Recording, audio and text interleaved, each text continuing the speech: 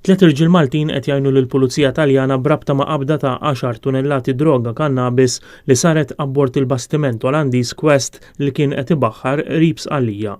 L-ewwel rapporti jindikaw li t-tagħbija saret fi bħra Maltin bil-valur kalkulat li hu ta' bejn il-15 u l-20 miljun euro. Abbord il-bastiment kien hemm ekwipaġġ ta' 9 persuni fosthom it-tliet irġiel Maltin.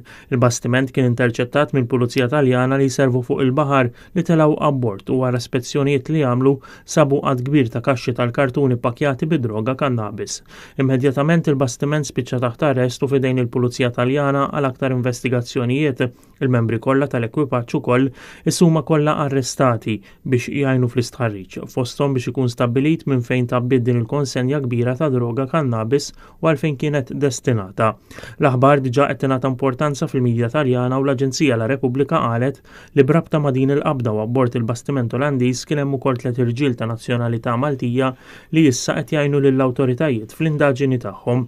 Nifhmu li l-Pulizija Taljana diġà għamlet kuntatt mal-Pulizija Maltija aktar milli dwar din il-qabda kbira ta' droga dwar min huma 3 irġiel Maltin u l-passat u ċriki tagħhom.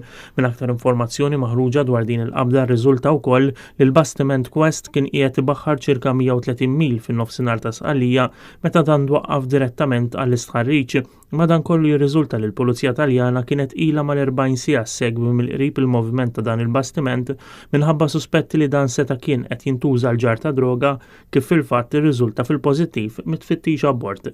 Jirriżulta li l-operazzjoni ta' monitoraġġ bdiet sa minn meta l-bastiment beda jbaħħar aktar kmieni din il-ġimgħa u sa minn qabel ma daħal fl-ibħra li jaqgħu taħt it-territorju Taljan. Jirriżulta wkoll mill-istħarriġ preliminari tal-Pulizija Taljana li d-droga tabbiet fuq il-bastiment fl-ibħra Maltin wara li sar negozju ma' traffikanti ta' droga il-barra mill-kosta tal-Marokk u l-Alġerija.